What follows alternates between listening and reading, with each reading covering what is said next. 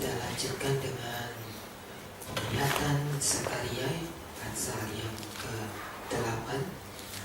Kita melihat lanjut tentang apa yang sudah dikerjakan Allah untuk bagian berikutnya setelah berita-berita kebinasaan ayat 11. Sekarang aku tidak lagi seperti waktu dahulu terhadap sisa-sisa bangsa ini, melainkan aku akan menabur damai sejahtera.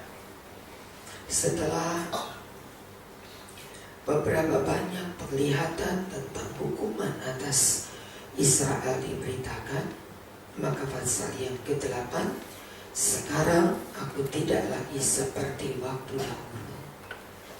Allah selalu punya kesempatan untuk memberikan kepada bangsanya ada pertobatan terhadap sisa-sisa bangsa yang menjadi milik Allah.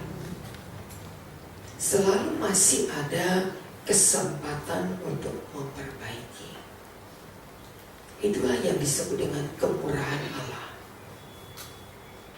Masih ada kesempatan untuk memperbaiki. Ayat 13, jangan takut, kuatkanlah hatimu. Maka sekarang aku akan menyelamatkan engkau. Dahulu aku memang telah bermaksud mendatangkan malapetaka, dan aku tidak menyesal. Dulu memang aku sudah merencanakan malapetaka, tetapi sekarang ayat 15, aku kembali bermaksud berbuat baik. Amin. Kemurahan Allah selalu berbicara tentang bukan rancangan kecelakaan, tapi rancangan yang mendatangkan damai sejahtera. Bukan rancangan kecelakaan. Hanya satu minta Allah. Ayat 16, berkatalah benar. Hanya satu yang diminta Allah adalah berkatalah benar seorang kepada yang lain. Perbaiki ucapan. Kalimat demi kalimat yang kita ucapkan bukan menjadi sebuah kalimat yang tidak berarti, yang sia-sia, yang saling menjatuhkan, memfitnah, merusak, tapi menjadi kalimat-kalimat berkat. Ayat yang ke-18, waktu puasa dalam bulan yang keempat, dalam bulan yang kelima, dalam bulan yang ketujuh, dalam bulan yang ke-10 akan menjadi kegirangan dan sukacita, dan menjadi waktu perayaan yang menggembirakan, asal engkau berkata benar. Allah memberikan jaminan, asal engkau berkata benar, maka Allah akan memberkati kita.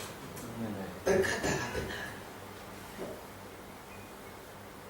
Sudah cukup waktu-waktu, tahun-tahun di mana kita tidak berkata benar. Nah, rupanya ucapan kita itu mendatangkan akibat. Kalau kita baca di dalam, kita mundur sedikit, yaitu kitab Sefanya 3 ayat 9.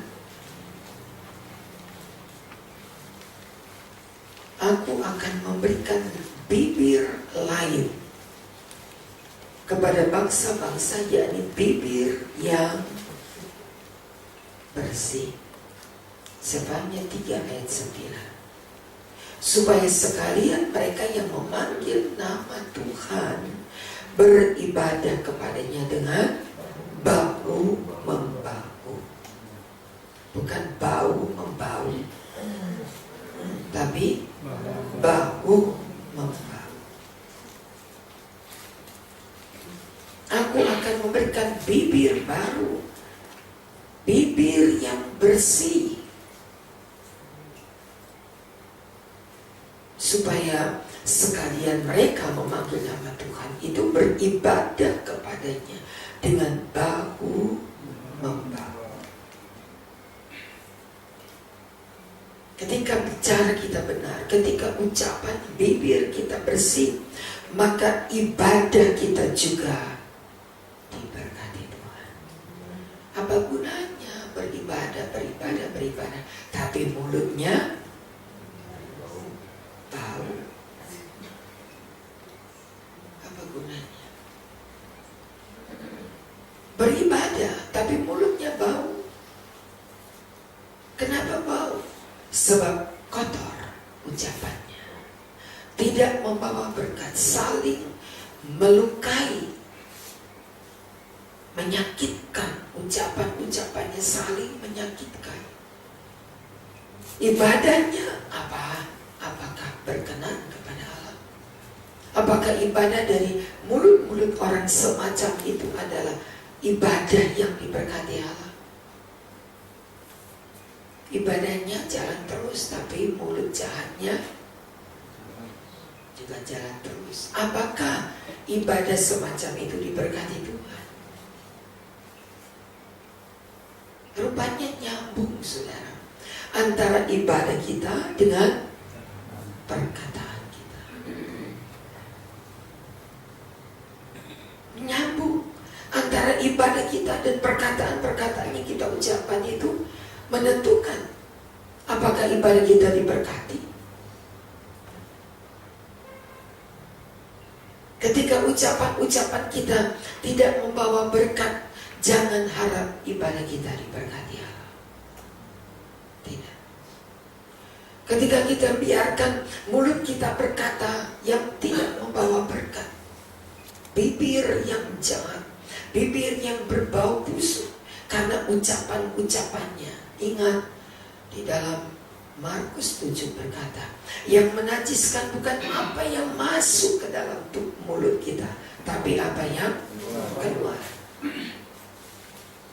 Mana ayatnya? Markus 7.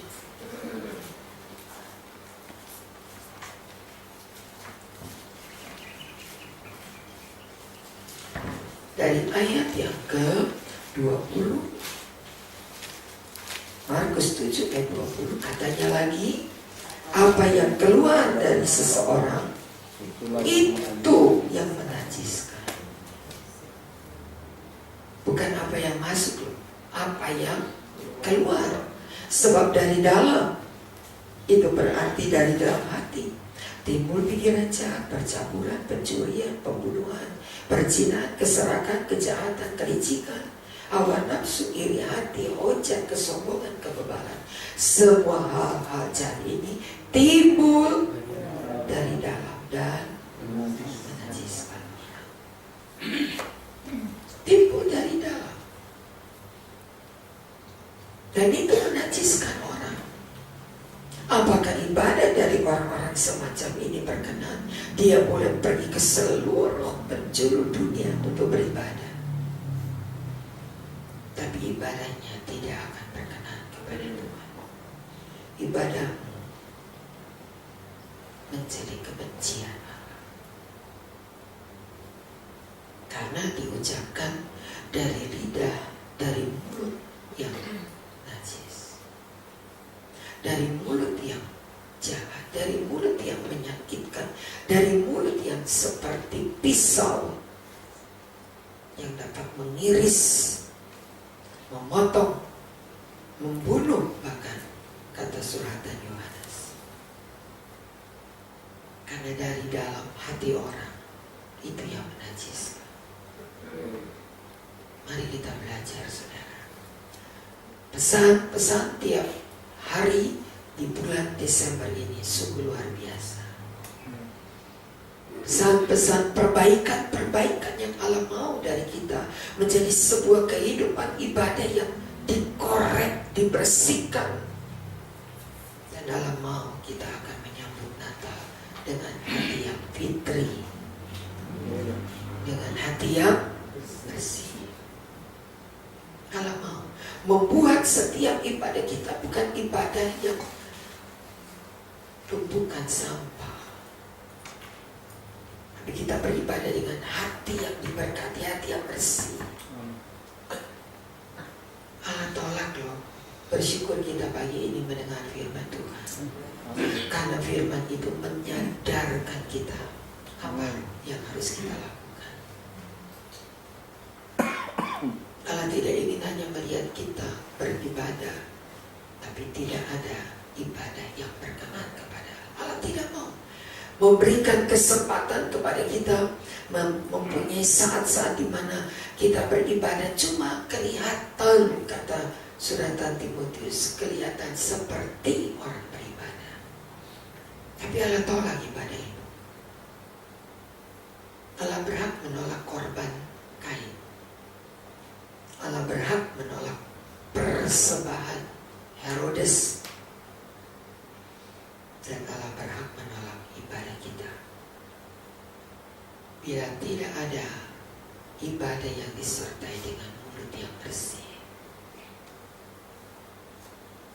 Allah tolak. Kita nggak bisa komplain, kenapa Tuhan Engkau terima ibadah si A, Engkau terima ibadah si B, lalu Engkau menolak saya? Apakah mentang-mentang saya orang miskin? Apa mentang-mentang saya orang bodoh? Kita tahu jawabnya, bukan itu alasannya. Tapi Allah menolak karena kita beribadah dengan bibir yang kotor, ucapan yang tidak membawa berkat. Kenapa Roh Allah di dalam Kisah Fatsal 2 turun di atas kepala orang-orang yang berkumpul di kamar loteng seperti lidah api. Dan cara pertama seperti Allah lakukan kepada Yesaya. Seperti Allah lakukan kepada Yesaya, aku menyentuhkan bara ini pada bibirmu, kata Yesaya. Pada saat itu engkau akan menjadi tahir. Yesaya 6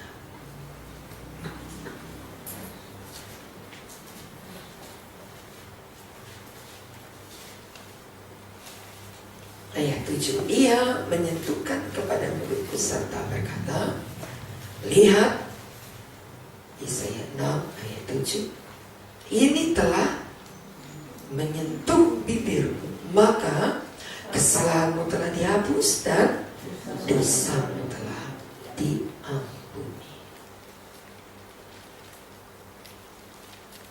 Diambil bara dengan sepik dari atas mezbah di sorga. Disentuhkannya bara itu pada bibir Yesaya.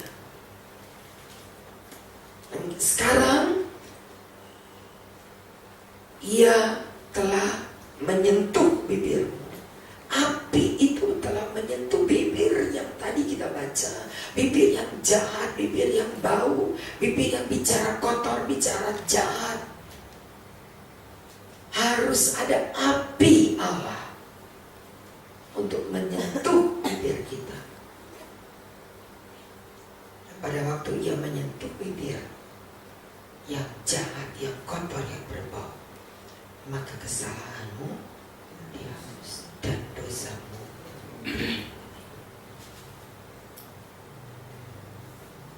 Keranjang sampah masih bisa dipilih, saudara. Buktinya pemulung-pemulung itu masih mengkais timbunan sampah. Masih bisa dipilih. Para pemulung masih dapat rezeki dari sampah-sampah. Mereka masih ada yang tinggal di sekeliling tempat-tempat pembuangan sampah di Bantar Gebang sana. Mereka masih tinggal di situ. Ketika truk-truk pengangkut sampah datang, mereka berlarian mengkais setiap sampah. Masih ada yang mereka bisa kumpulkan sebagai mata pencarian. Masih ada. Tapi mulut yang jahat, mulut yang tidak berkenan, mulut yang tidak membawa berkat, gak ada yang dipilih. Karena semuanya yang diucapkan adalah sampah. Kita butuh bara yang disentuhkan pada bibir kita. Kita butuh Roh Kudus. Kita butuh api Allah yang akan mentahirkan bibir kita. Kita menjadi orang-orang yang beribadah dengan bibir yang bersih. Lihat ini ngomong, lihat itu ngomong. Mendengar ini bicara, mendengar itu bicara. Dan tidak jarang bicara kita bicara. Kiranya Tuhan tolong kita. Amin. Hari ini berkat Allah membersihkan bibir kita. Hari kemarin berkat Allah beda. Hari ini berkat Allah berkata tentang bersih. Kemarin bicara tentang kandil, tentang pelita. Bukan bentuknya yang indah, tetapi menyala. Apa gunanya bentuknya indah, tapi dia tidak menyala? Bukan pelita, pajangan itu. Pajangannya seperti orang beribadah, tapi kuasa ibadah tidak ada. Hari ini firman Tuhan berkata lagi, engkau tidak bisa beribadah dengan lidah dan bibir yang kotor. Ayo kita perbaiki. Tidak usah tunjuk itu firman buat si anu, firman itu buat memang mulutnya jahat itu. Ayo stop. Untuk saya firman itu. Saya butuh ditahirkan. Manusia, apa yang dilihat itu yang diucapkan. Apa yang didengar itu yang diucapkan. Tapi Allah punya api. Dan kalau api itu menyentuh bibir, maka engkau menjadi tahir. Hingga ketika ditanya, siapakah yang akan kuutus? Maka Yesaya berkata, inilah aku, utuslah. Inilah. Amin. Kemarin kita belajar, banyak sekali yang rindu melayani. Banyak sekali jemaat pelaksana yang hati yang penuh dengan kerinduan pelayanan. Ya. Tapi apa arti pelayanan kita tanpa kuasa?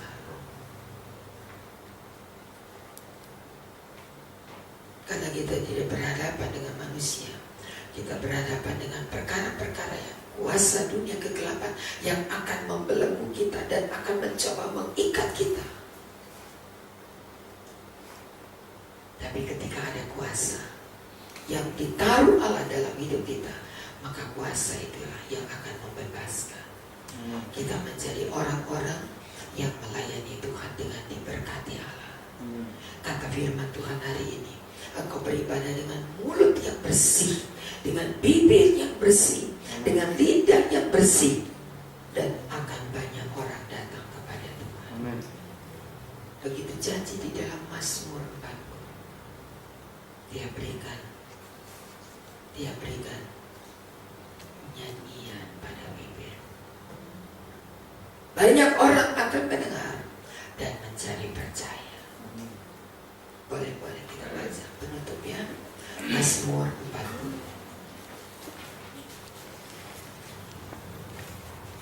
Ada lagunya lagi. Aku telah menantikan Tuhan, Ia mencenguk kepadaku dan mendengar teriakku minta tolong. Ayat 3. Sama-sama 3, 4. Ia mengangkat aku dari ruang kegelapan dan dari lubuk rawa. Ia menempatkan kakiku di atas bukit batu, menetapkan langkahku. 4. Ia memberikan nyanyian baru dalam mulutku untuk memuji Allah kita. Banyak orang akan melihatnya dan menjadi takut lalu percaya kepada-Mu. Amin. Dia berikan nyanyian baru. Dia berikan nyanyian baru sehingga aku dapat memuji Allah. Bukan lagu baru, tetapi mulut yang baru, lidah baru, lalu terdengar di telinga Allah. ada pujian yang menyenangkan Allah. Amin. Ketika mulut kita bersih, pujian kita yang kita keluarkan pun itu menyenangkan Allah. Sebaliknya, kalau mulut kita kotor, kalau lidah kita kotor, semerdu apa suara kita, itu tidak menyenangkan Allah. Tapi ketika kita punya lidah yang bersih, mulut yang bersih, maka lagu pendek pun itu menyenangkan Tuhan. Lagu tempo dulu pun itu menyenangkan Tuhan. Pujian sederhana, tapi diucapkan dengan lidah bersih, dengan mulut yang bersih, maka tiap pujian yang kita angkat kepada Allah, banyak orang loh, bukan satu orang, banyak orang akan melihatnya dan mencari takut, lalu percaya kepada Tuhan. Cuma sedikit lagunya, lagunya lagu pendek, lagu tempo dulu, lagu jadul, tapi dinyanyikan dengan mulut yang bersih, dengan bibir yang bersih, maka pujian itu diurapi Allah. Amin. Dan kalau pujian itu diurapi Allah, ada banyak orang mendengar dan menjadi percaya, Amin. lalu datang dan mengikut Tuhan. Betapa pentingnya ya kita menjaga bibir kita, kita menjaga bibir, lidah, bahasa, ucapan kita tidak menjadi ucapan-ucapan munafik, di mukanya, tapi tusukannya tajam di belakang. Tidak. Allah mau kita menjadi orang-orang yang punya lidah dan bibir yang benar dan bersih. Amin. Dan itu yang akan memberkati semua.